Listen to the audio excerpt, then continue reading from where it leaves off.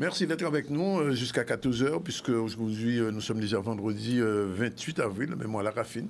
Et week-end là, c'est week-end à 1er mai. On va parler tout à l'heure de la conférence de presse du syndicat. C'était hier, partenariat avec Corsair, Jimmy Bibois qui était sur place avec Olivier Moradel.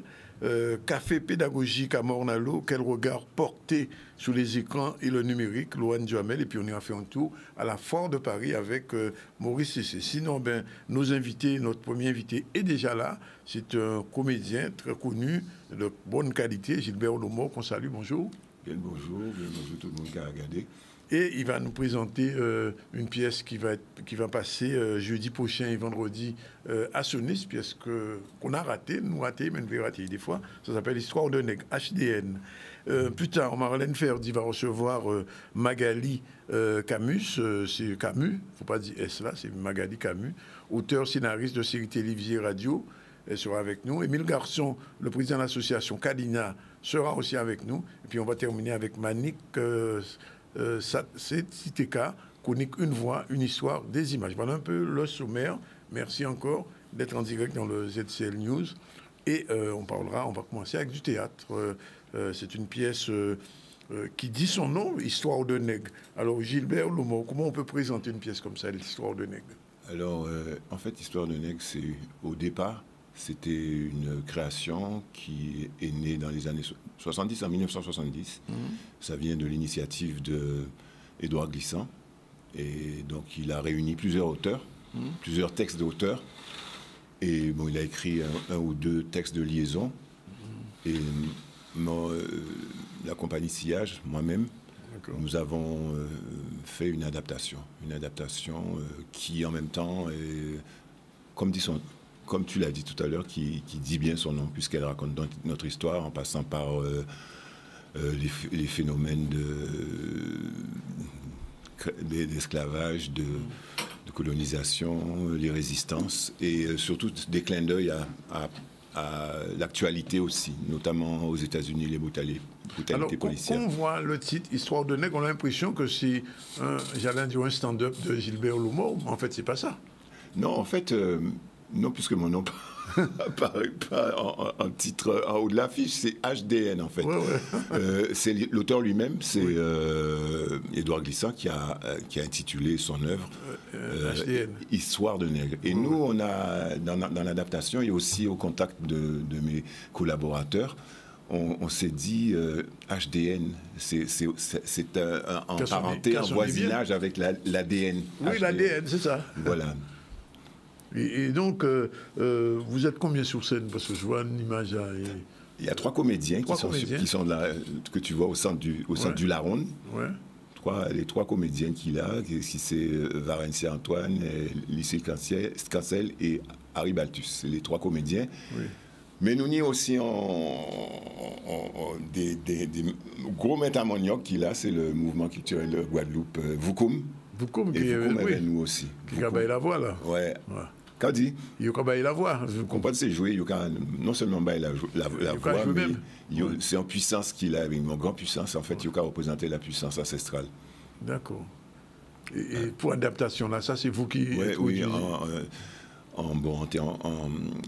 t'es en contact avec héritière à Glissant. Donc, en fait, on présentait ça en forme de ça nous a fait, ça nous a fait dans la ronde en nous. Alors, ça nous a fait dans la ronde en nous, ça peut veiller à mon moment, ça peut aussi compter là, la ronde à compter, et ça peut aussi la ronde à les roses. Et donc, en fait, comme nous a glorié, c'est comme qu'a dit les gangan qui bâtit et qui là, et donc nous avons glorié ces ancêtres-là, et aussi les gens qui étaient là avant nous, dans Histoire en nous, nous avons compté ça. Tout ça. Oui, et nous avons mis devant des gens que nous pas prendre action à eux, dans système là, système conventionnel là, c'est très rare que nous avons parlé de gens comme Gertie Archimède, comme même Malcolm X, comme Angela Davis, etc. Et nous avons compté ça, et en bien mes mots là, ça a compté, parce que chaque de ces comédiens, nous nommés là, t'allais là, qui Lycée, qui Harry, qui Varencia, c'est des comédiens. J'étais quoi dans ça, compter dans les styles en nous, style à compter en nous, avec les codes et ça est comme lien et nous avec public là. En fait, dans la tradition, nous, pas ni public. C'est des joies, c'est des gens qui là, n'importe quel moment, ils peuvent demander en commandé en main. Tout le monde qui répond. Tout le monde qui répond. Accordé. Oui. Voilà, donc c'est ça, c'est à partir de fondation. Nous, fondal en nous qu'à compter l'histoire, là, ça HDN. Alors, on peut te demander quand même, on pièce comme ça. Il a passé l'archipel, il a passé sous Nice.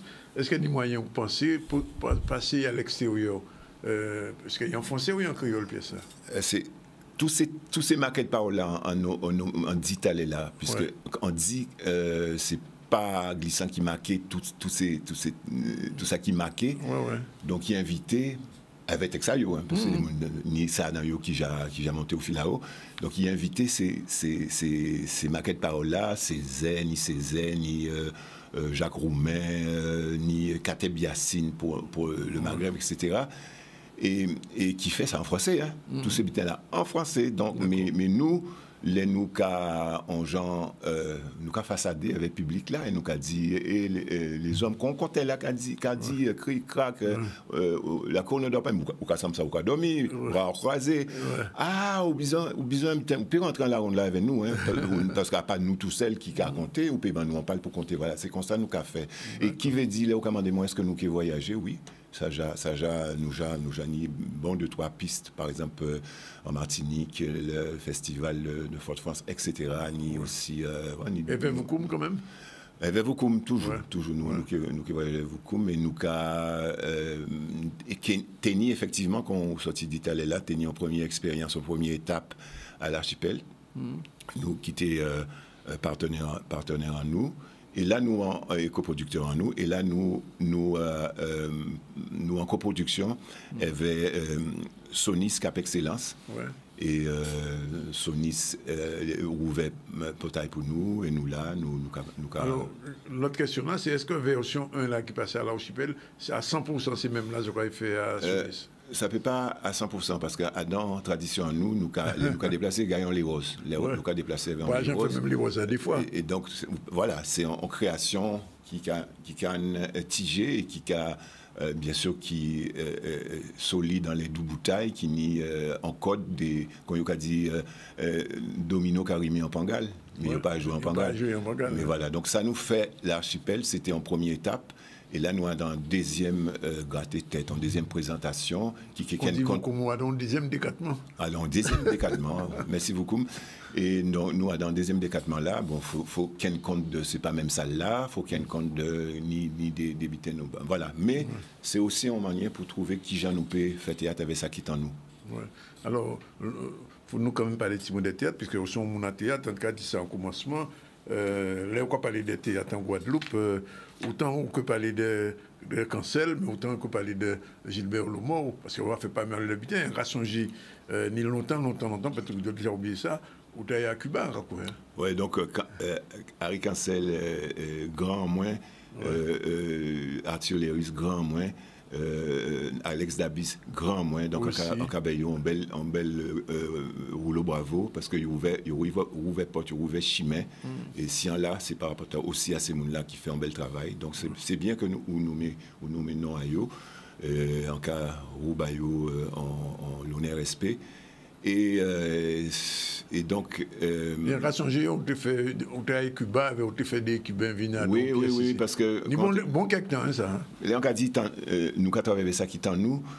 Aussi, ça ne veut pas dire nous avons fait mes potes. Ça ne veut pas dire que nous avons fait mes potes pour d'autres cultures. Au contraire, c'est dans l'esprit glissant.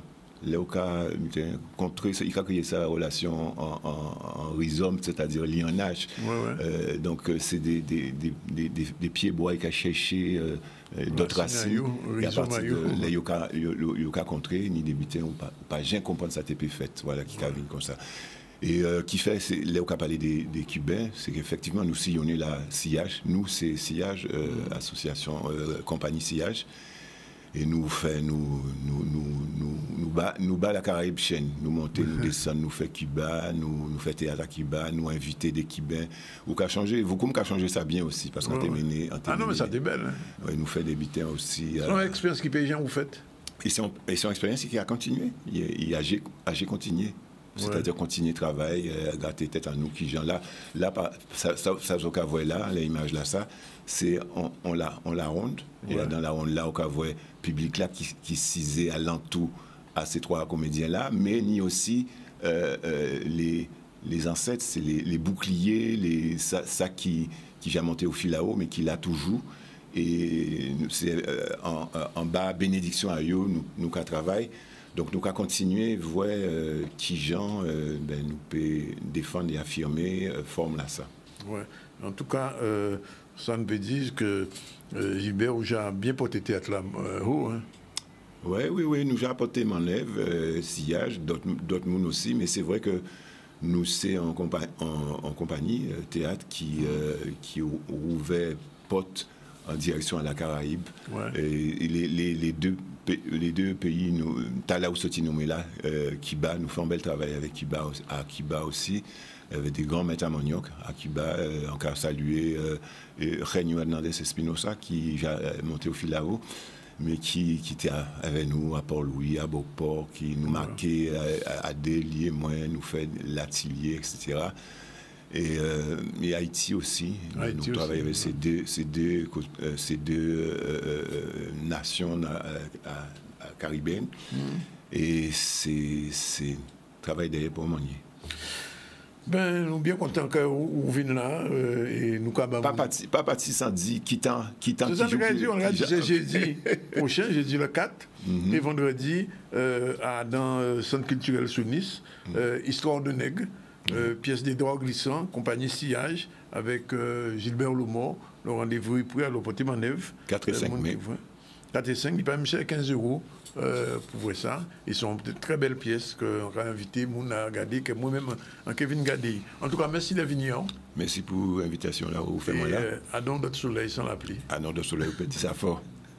Voilà, nous quand on vient à l'actualité, conférence du 1er mai, les syndicats Guadeloupe y assemblés, mais ça n'est pas nouveau. En France, c'est la première fois les syndicats qui assemblés pour faire en 1er mai unitaire, comme on dit. Eh bien, en Guadeloupe, c'est depuis plusieurs années, depuis 2009, je crois, les syndicats guadeloupéens se réunissent chaque 1er mai et ils seront encore dans la rue ce 1er mai. Le BIC du CHU, ce sera le lieu de départ. Reportage Michel Depape. Là, nous avons parlé carrément de droit à la vie, d'avoir que nous avons bien constaté que Jodla, en 2023, que c'est une remise en cause totale de tout droit à travailler, de toute liberté, mais surtout les libertés fondamentales. Nous pouvons parler des combats que nous avons menés contre l'obligation vaccinale, contre le pass sanitaire et en nous dit Jodla pour la réintégration des personnels. La HAS car reconnaître Jodla que oui, bon, effectivement, l'obligation vaccinale pas valable encore, que les camarades paieraient pour travailler à eux. Sauf que ça a fait 2 mois qu'il a annoncé ça et jusqu'à présent, le gouvernement là projet prend un décret. Ça a prouvé qu'il y a une volonté de nuire. Ça a prouvé que l'objectif à eux n'a pas d'être chaîne compte de santé à monde, mais c'est de regarder qui genre est-ce que yo ka manipuler les travailleurs, dégoûter yo et faire en sorte encore une fois qu'ils arrivent en bouteille par les ruptures conventionnelles, donc de réduire la masse salariale. Et ça, nous avons une question stratégique qu'ils ont mettre en place tout partout. Premier mai là, ça prend tout sens ça.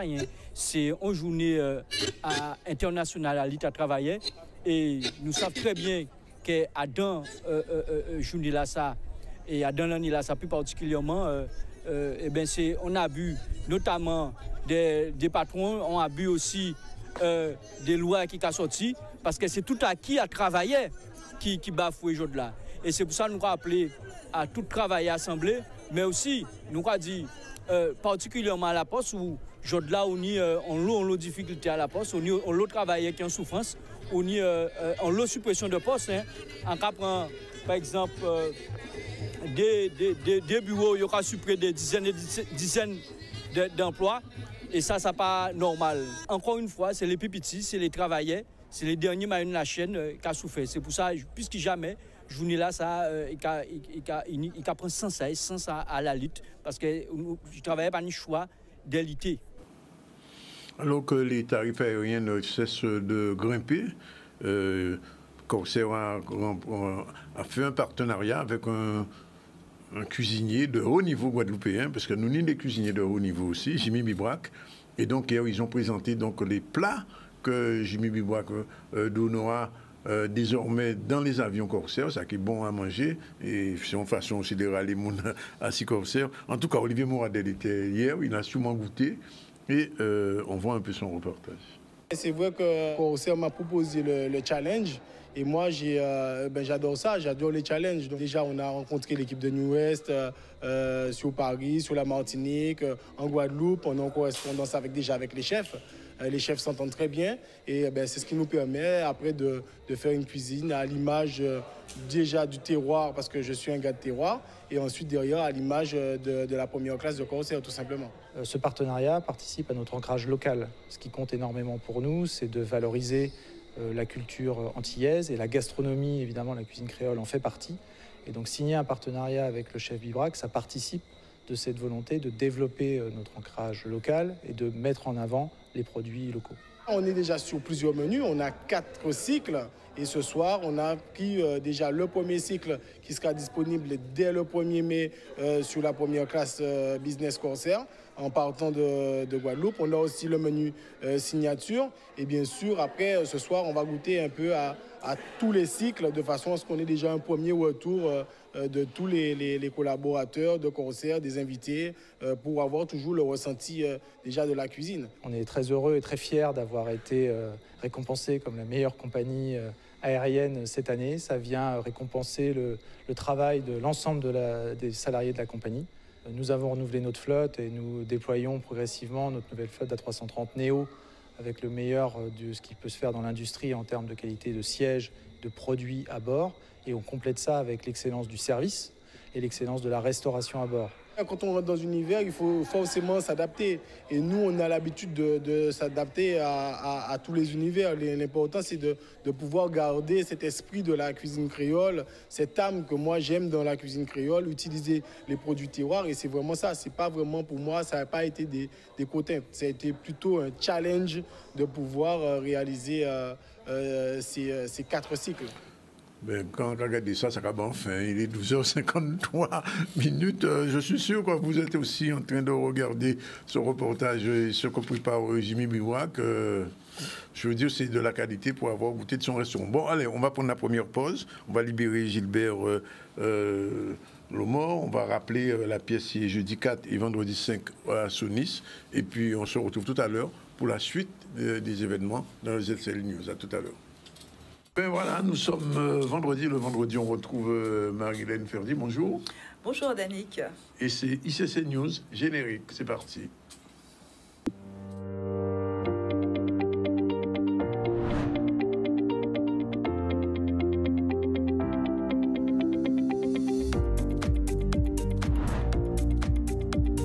La chronique Culture et Cinéma News, c'est tous les vendredis à 13h dans le ZCL.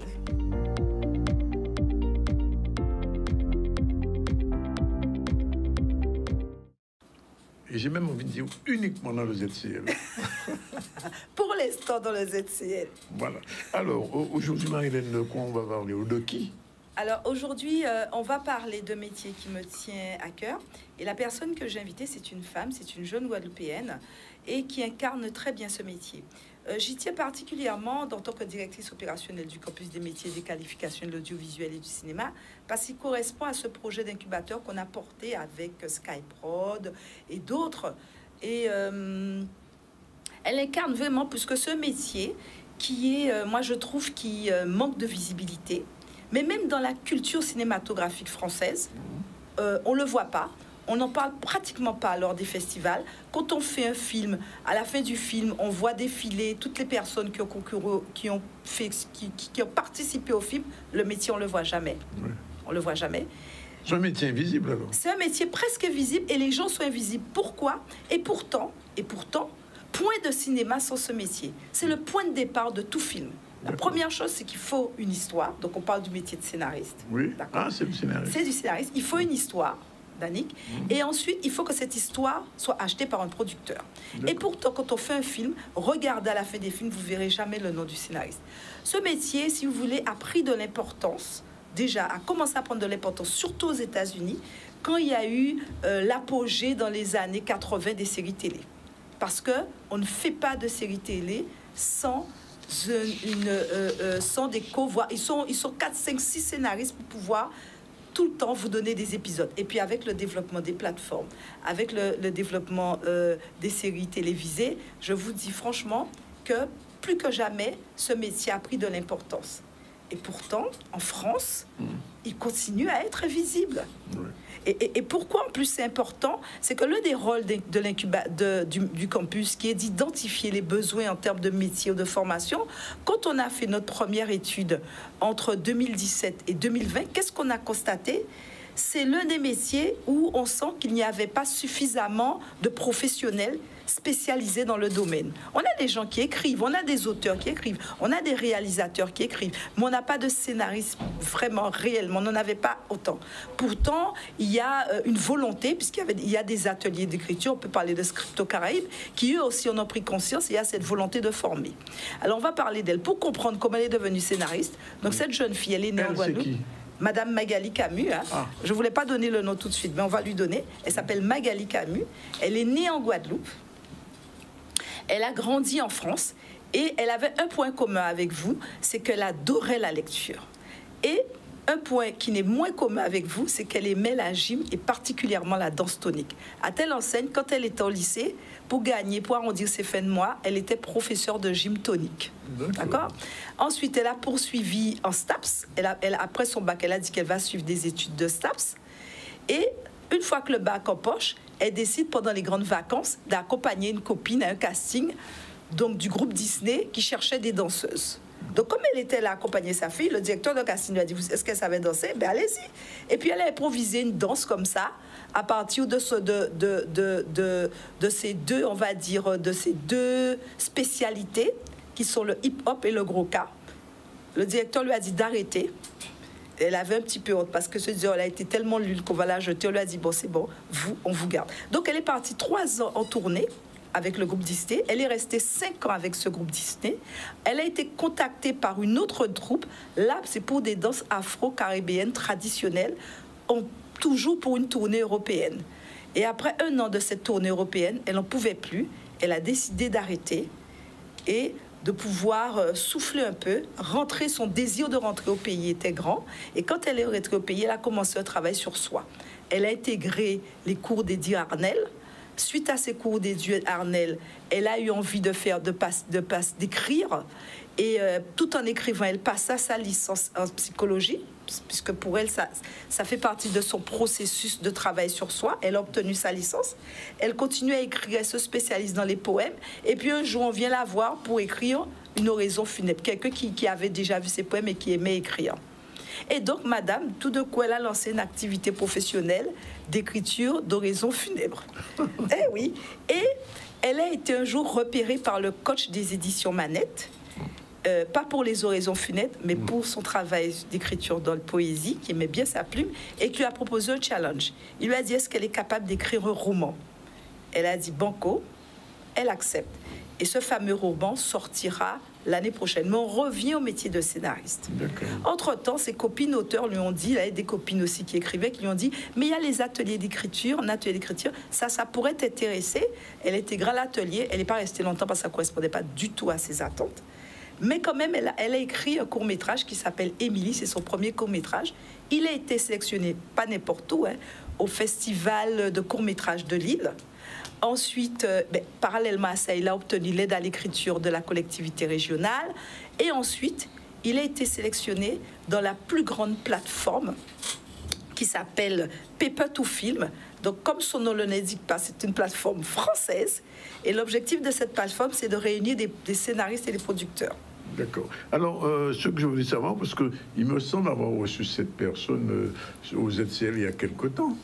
L'année dernière, plus précisément, le 4 février, parce qu'elle elle a intégré l'incubateur pour écrire sa série et elle a fait partie de ceux qui ont suivi ce cursus de formation. Et moi, la question que j'ai envie de lui poser aujourd'hui, c'est qu'est-ce que l'incubateur lui a apporté et en quoi ça a joué dans son désir de faire du scénariste son métier? Alors, bonjour à tous. Bonjour. En fait, l'incubateur m'a apporté une structure, puisque je suis quelqu'un qui s'éparpille très rapidement, et surtout apporter les codes de la série, comment ne pas procrastiner, pouvoir vraiment se concentrer sur une série.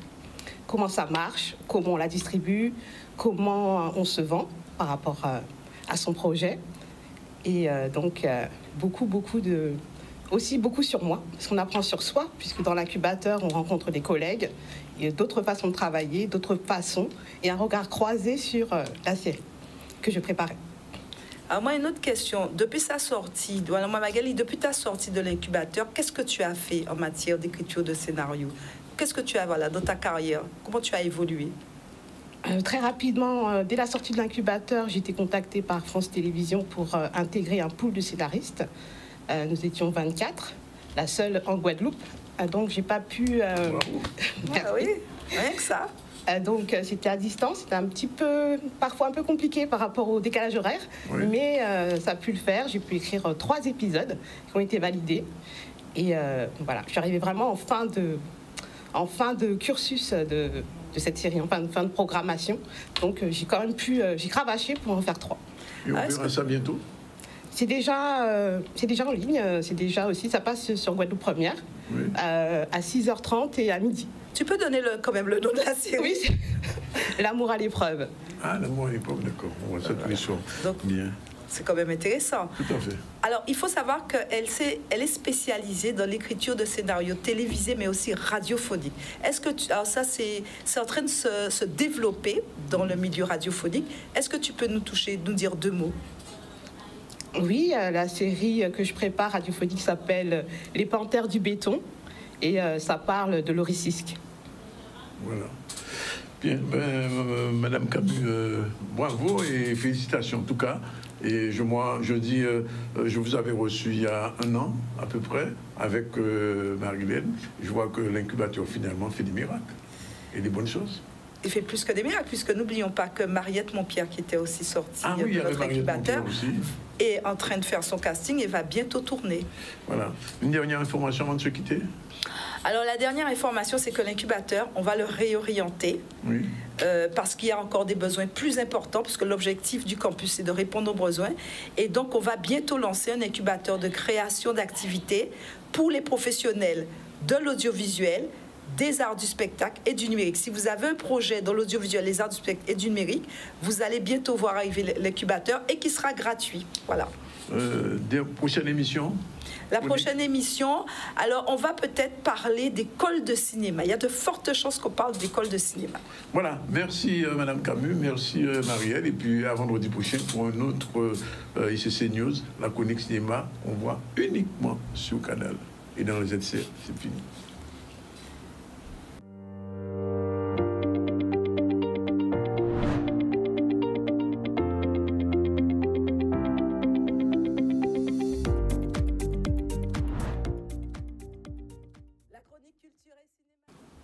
Voilà, on revient donc après le ICC News, on revient à l'actualité. L'actualité, c'est la foire de Paris. Vous savez, en France, depuis des années, il existe une foire Paris chaque année. Bien sûr, de nombreux Guadeloupéens y participent, les gens qui sont sur place, mais il y a même des gens qui font le voyage pour aller voir et assister à la foire de Paris.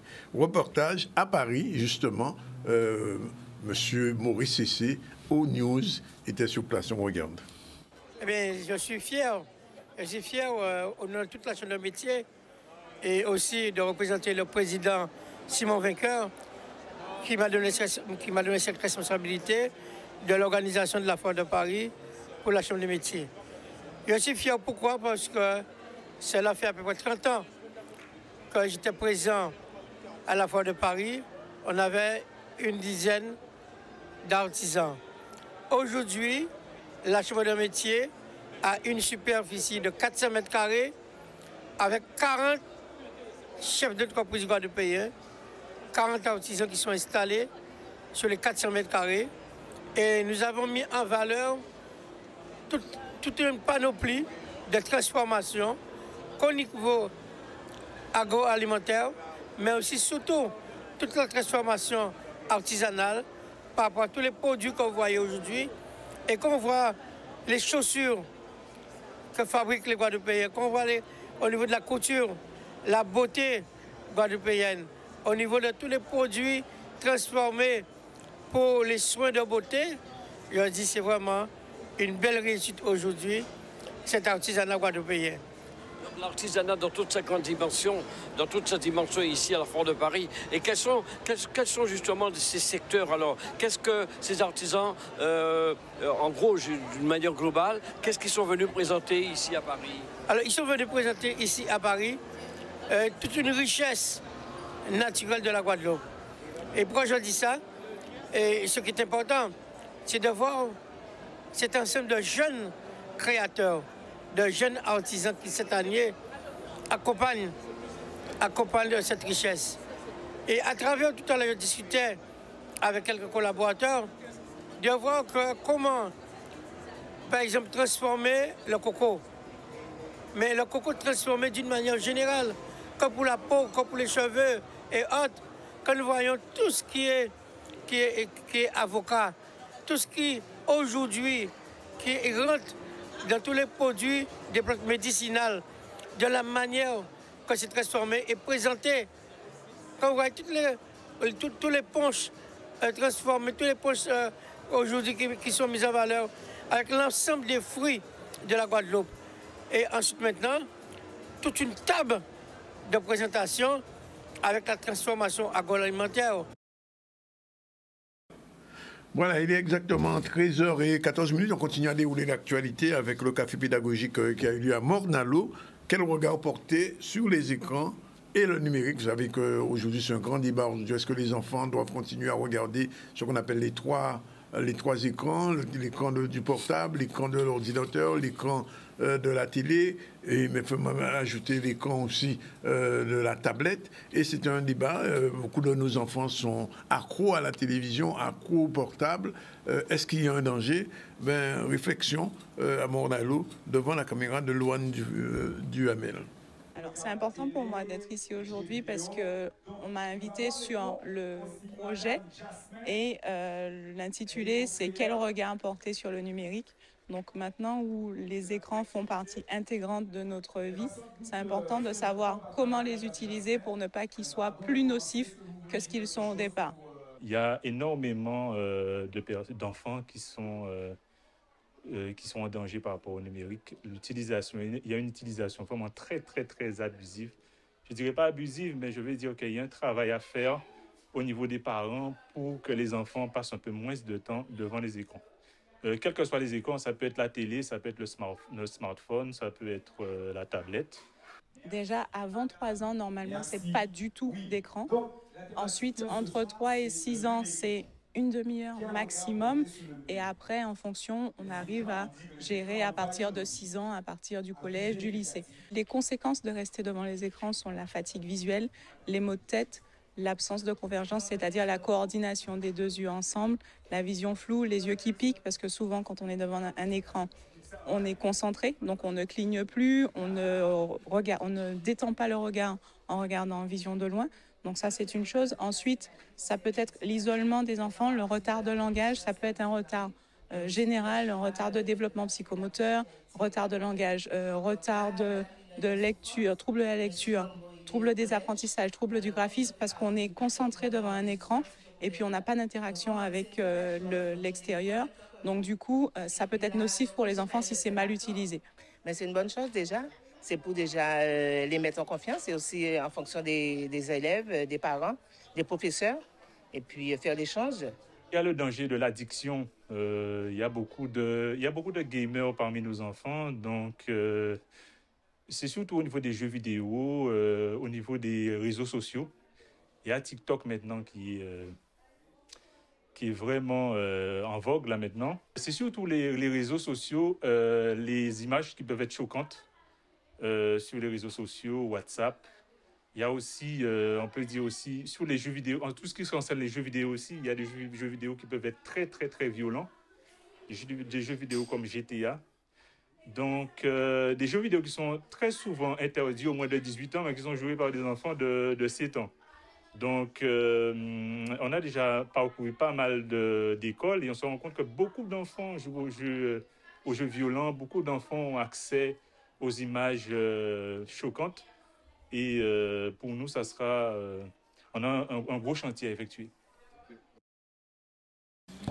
Voilà, je vous l'ai dit, on va recevoir monsieur Émile Garçon. Monsieur Émile Garçon, il est président de l'association Kalina.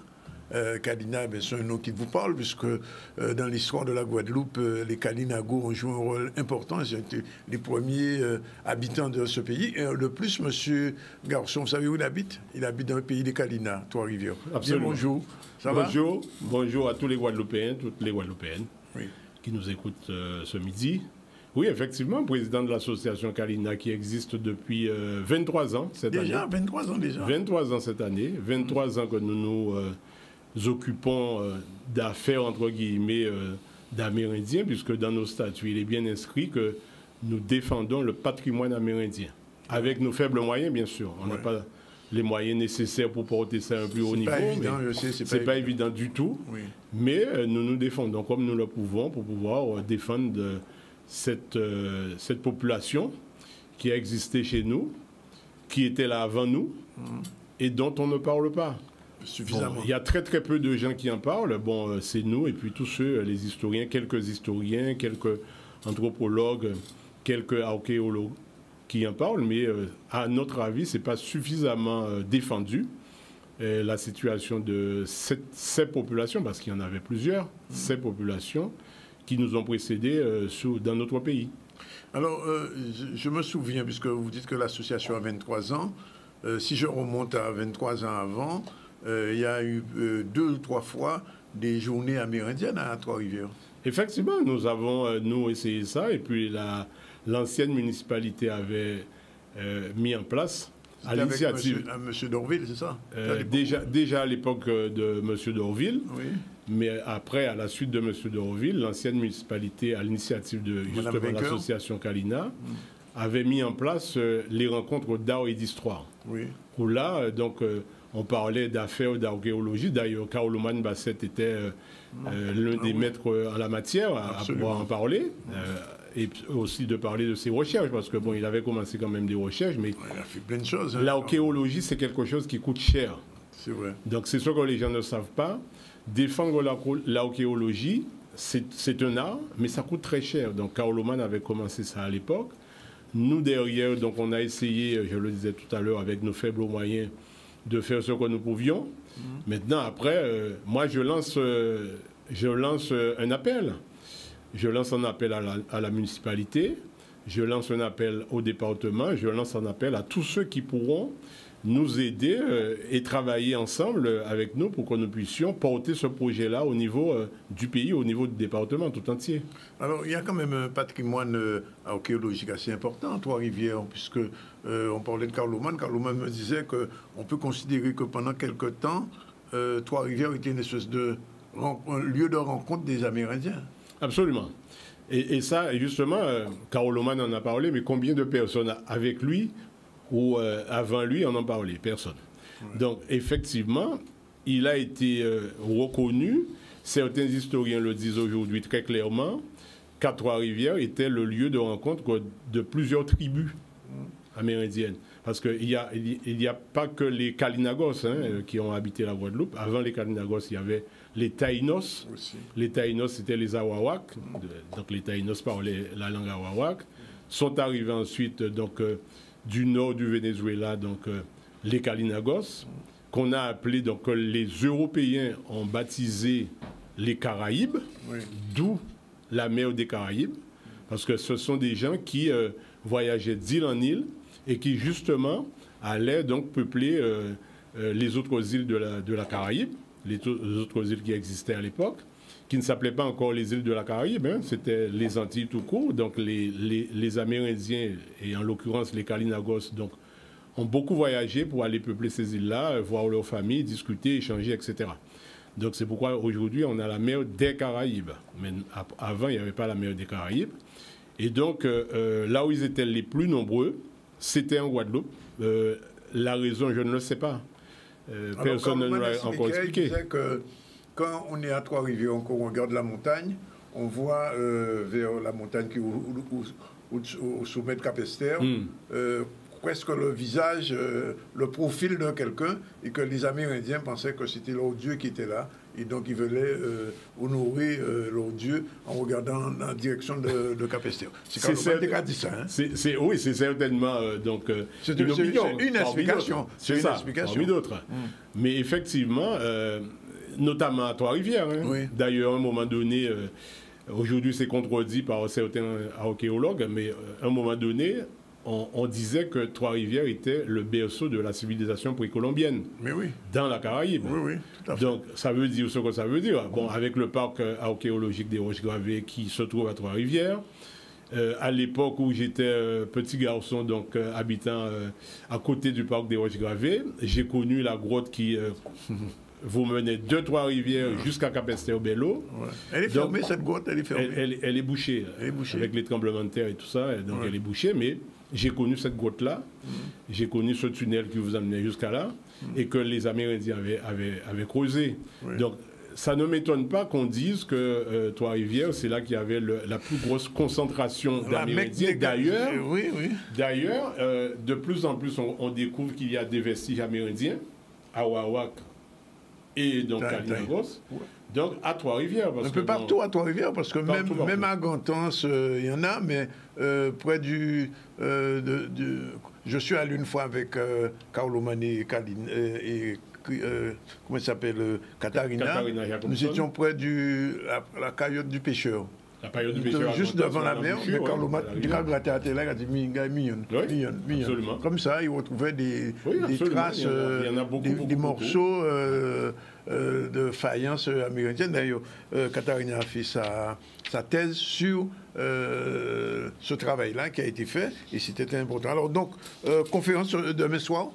Conférence demain après-midi. Oui. Demain samedi après-midi, de 15h donc à 17h, avec Katharina Jacobson, qui est la seule Guadeloupéenne aujourd'hui à avoir un doctorat en archéologie. D'accord.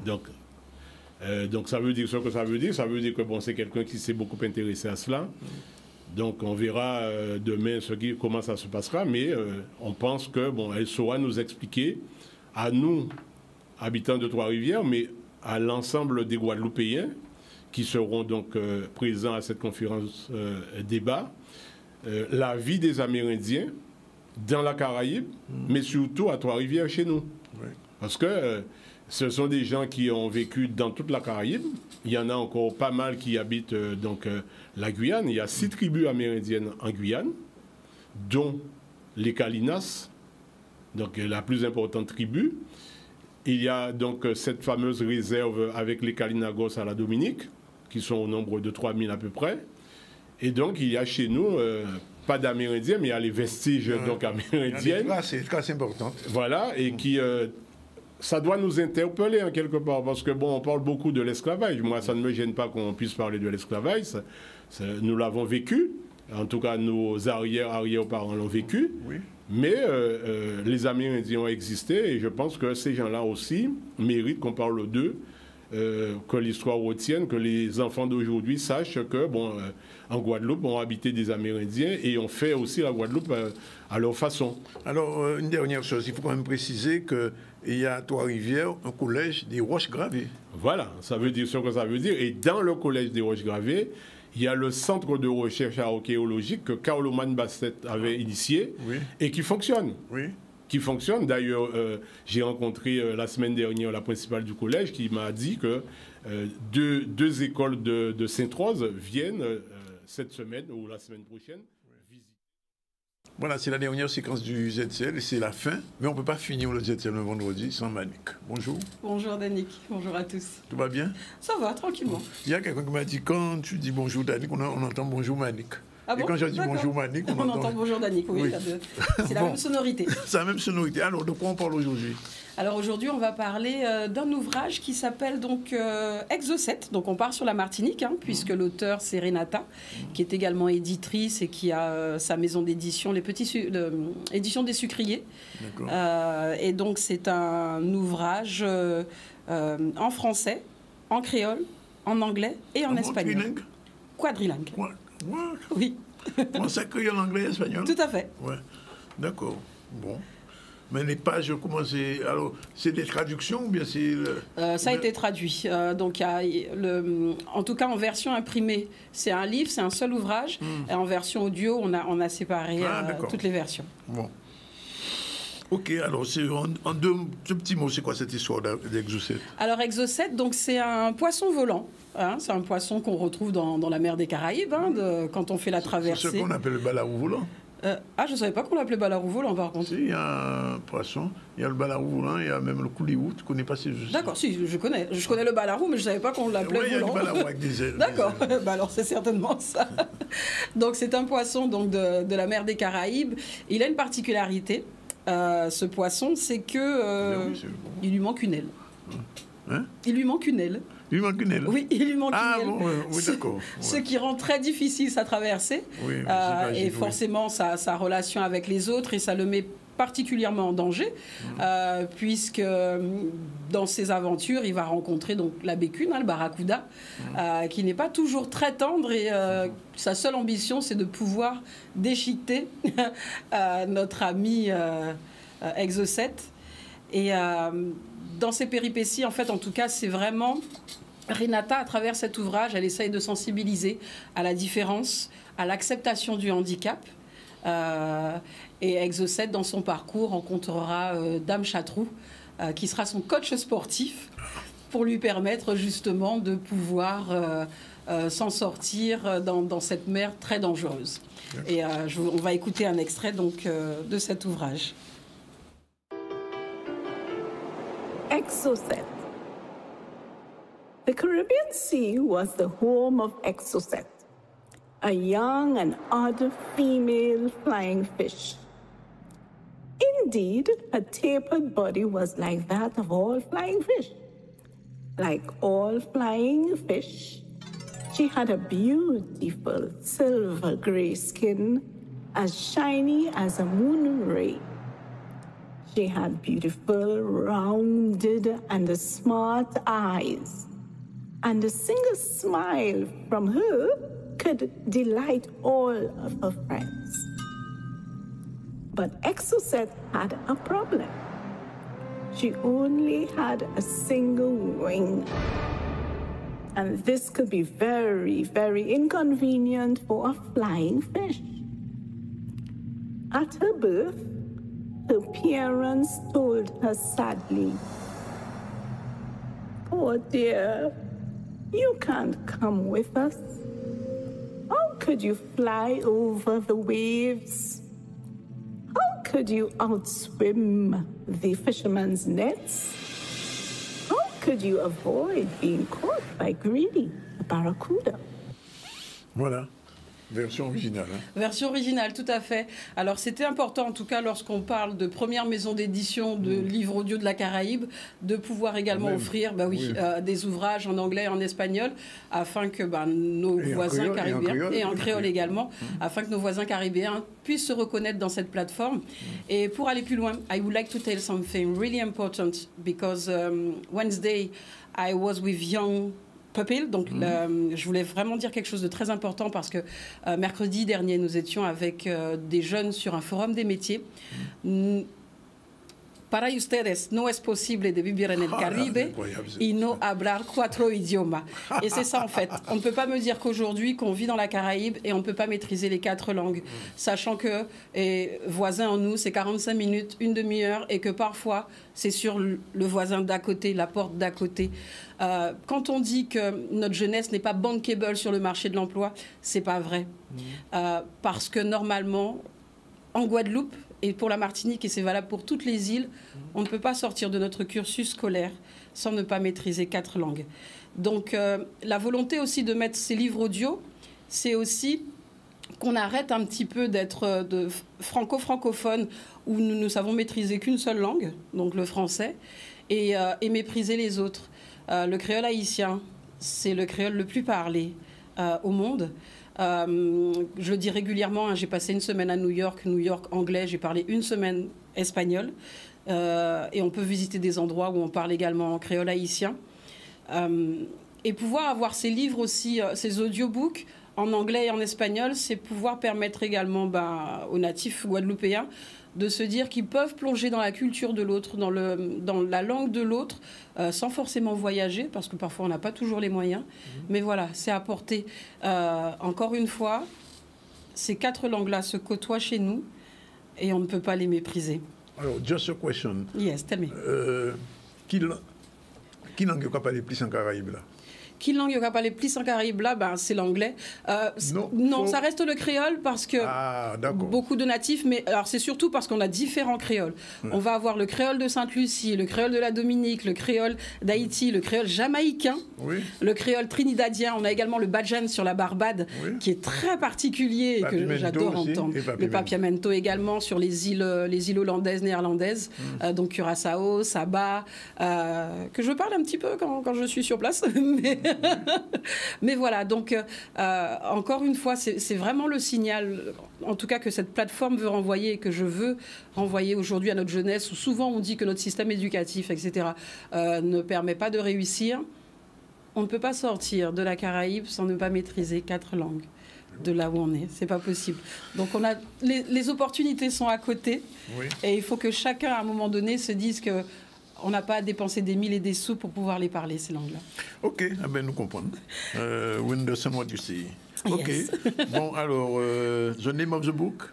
The name of the book, Exocet, in English, French, Espagnol, Spanish and Creole. En Creole? Oui, okay. Créole martiniquais, sur le coup. Martiniquais. Oui, créole martiniquais, tout à fait. Alors, fond du idée, c'est que toutes ces créoles-là n'ont même base là, même sorti même côté là. Tout à fait. Ce sont des créoles qui sont nés de la syntaxe africaine, même si le vocabulaire peut être anglais, espagnol, français, etc., mais la syntaxe, on appelle la morphosyntaxe même, elle est d'origine africaine. C'était la petite précision à pour faire. rebondir sur ce que tu dis, puisqu'on est écouté jusqu'au Kinshasa, j'ai un de mes auteurs donc, qui est du Kinshasa et qui me disait qu'il est capable de lire des ouvrages en créole, puisque justement il y a une base commune et il comprend tout à fait nos ouvrages. Et je confirme qu'il y a une linguiste congolaise qui est venue ici dans cette émission. Elle est du Congo. Elle parle du lingala aussi. Oui, tout à fait, qui est une base. Et après un mois, il était capable de créole guadeloupéen parce qu'il dit moins qu'à d'un créole, il a retrouvé même structure syntaxique qu'il y a dans la langue africaine. Bon, pour le monde qui passe ça. Voilà. Et dernière chose qu'on dit moins, c'est que vu que l'homme est né en Afrique, le premier homme est né en Afrique, et ce sont des Africains qui sont partis dans tous les continents. Exact. On a même retrouvé l'autre jour en Angleterre un Africain aux yeux bleus, ce qui a perturbé beaucoup d'Anglais. Ça perturbe beaucoup. Et dans les langues comme l'anglais, on trouve encore des mots qui ressemblent à des mots d'origine africaine. Voilà. C'était pour aujourd'hui la petite leçon pédagogique et linguistique nécessaire. Mais enfin, c'est grâce à ton émission. En tout cas, merci. Rappelle quand même en français pour les gens qui n'ont pas compris tout en anglais. Donc, le titre du livre, c'est Exocet. Il reste le même. Hein. En anglais, en espagnol, il reste toujours le même Exocet. Bon. Tout à fait. Okay. Alors, on a une actualité. Vas-y. Alors, il faut savoir que le 6 mai, les Abîmes organisent le Salon des auteurs. Alors, j'ai pas le visuel parce que, alors je sais pas si c'est toujours maintenu, mais il semblerait qu'il y ait un Salon des auteurs le 6 mai. Si, c'est vrai, je confirme. D'accord, et donc Une voix, une histoire sera présente à travers un de nos auteurs, c'est Réjeanne Si, qui sortira son ouvrage en audiobook, Le Surelier de Nala. On peut également, alors pour ceux qui sont sur Paris et ceux qui nous suivent sur Facebook et Instagram, vous pouvez retrouver les éditions d'Aigues-Marron qui sont à la foire de Paris au hall, oui exactement, au hall 4C numéro 097. Donc allez-y, surtout voilà, on a des ouvrages qui sont en version papier, en version audio également de disponibles sur leur stand. Et nous partons donc lundi. Nous quittons la Guadeloupe pour Paris et ensuite la Côte d'Ivoire. Définitivement, vous ne reviendrez plus? Non, pas définitivement, on revient. On peut venir quand même. On revient. Donc nous serons sur la Côte d'Ivoire pendant plus de 3 semaines afin de présenter la maison d'édition et puis parce que nous sommes partenaires des éditeurs ivoiriens. Et je tenais quand même à remercier des partenaires non négligeables sur ce départ. C'est Envie d'ailleurs, une agence de voyage qui vraiment a assuré notre départ sur la Côte d'Ivoire last minute et franchement je dis merci à Marina Perran de l'avoir fait pour nous. Je crois qu'on ne remercie pas suffisamment les banques, mais en tout cas, moi, je tenais à remercier le Crédit Mutuel. Oui. Et bien, on fait cela. Celle du Gosier. Je remercie mon gestionnaire qui accepte les folies, qu'une voix, une histoire. En tout cas, il me fait confiance et c'est vrai que c'est hyper important. Et un grand merci à ma maquilleuse Linda, My Makeup. Et pour le bijou cheap, je l'ai remis. Oui. C'est Céline de All Style. Voilà. Donc un grand merci à ce monde-là. Voilà, c'est fini pour aujourd'hui. Next, c'est lundi. Non, même pas lundi, mardi. Lundi, c'est 1er mai. Et je rappelle qu'en début du ZCL, on a reçu M. Gilbert Loumont pour la pièce HDN, c'est ça, Histoire du nègre, d'après Édouard Glissant. Très intéressant, pièce à ne pas rater, c'est le 4 et le 5. Njoana sera là, donc nous parlera après dans CCN. Marine Ferdi a reçu Magali Camus en direct dans le ICC News. On a parlé de scénario, parce que vous ne le savez peut-être pas. Magali Camus, elle est auteure-scénariste et elle a écrit des scénarios pour des histoires qui passent sur TF1 en ce moment. Et donc, c'est dire qu'elle a dépassé le cadre de la Guadeloupe. Ensuite, on a reçu Émile Garçon, président de l'association Cadina, pour une conférence qui aura lieu demain à Trois-Rivières, au Collège des Roches Gravées, avec Katharina Jacobson, archéologue qui a été, je vous l'ai dit... docteur en archéologie. Pardon? Docteur en archéologie. Docteur en archéologie et qui a été chroniqueuse ici sur les traces des Amérindiens. Elle faisait une chronique ici, mais elle devait préparer aussi son doctorat. Donc elle a disparu, mais peut-être qu'elle est revenue. et puis bien sûr, Manik, j'ai bien dit Manik, Manik, CRTTK qui a parlé de Exocet en français, en anglais et espagnol, sur un audio, et on va la retrouver la semaine prochaine. Sinon, l'actualité, c'est le 1er mai, bien sûr, la conférence de presse des organisations syndicales, le partenariat avec Corsair et Jimmy Bibrac. Et ça, je vous ai dit que nous voyons des bons bitins à manger là. C'est sûr que Jordan même de dit, mais j'ai raté quelque chose.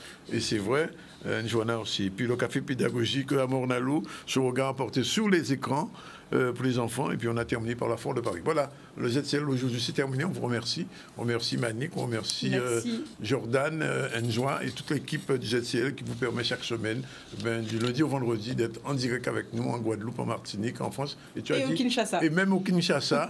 À La Réunion aussi, on nous regarde. Bien sûr, on a une émission internationale et c'est tant mieux. Voilà, c'est fini. Ciao, bye bye, bon week-end.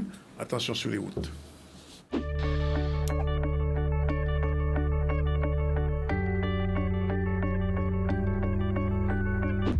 Active, pétillante, dynamique, élégante, naturelle, chic, décontractée, glamour. Se sentir belle comme on aime, avec un grand M comme Malibu. Retrouvez-nous vite dans nos boutiques de Jarry, Pointe-à-Pitre, Basse-Terre et sur nos pages Instagram et Facebook.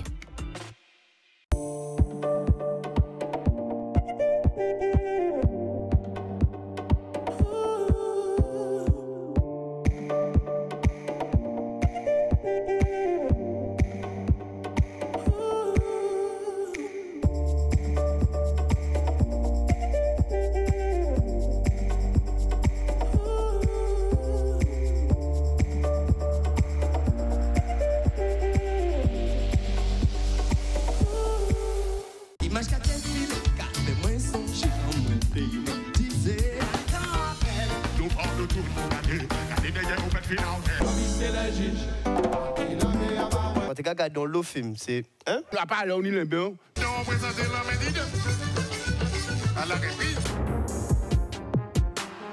INS always move to the left, move to the right, and it's some music. It's music, but it's keeping.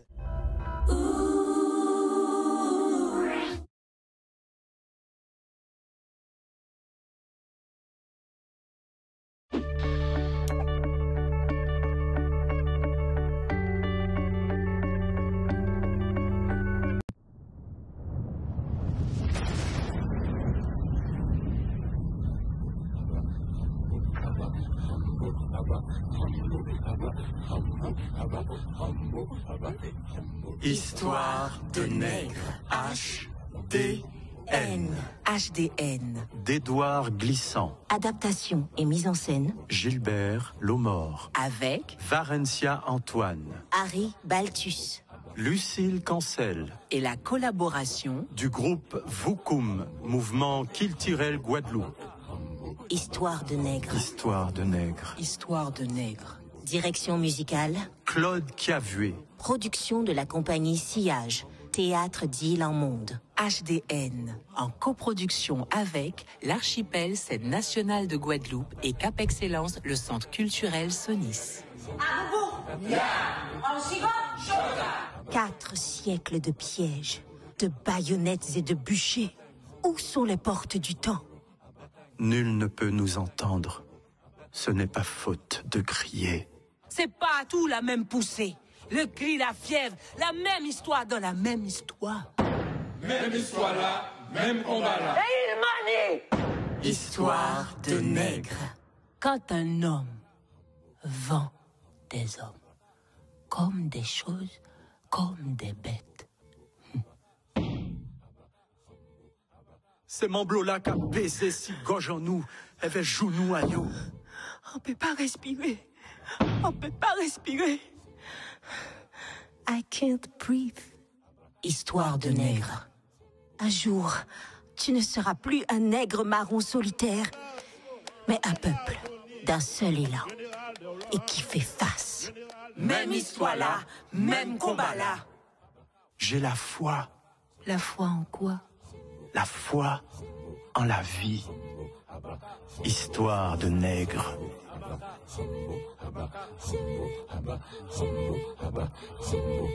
Histoire de nègre.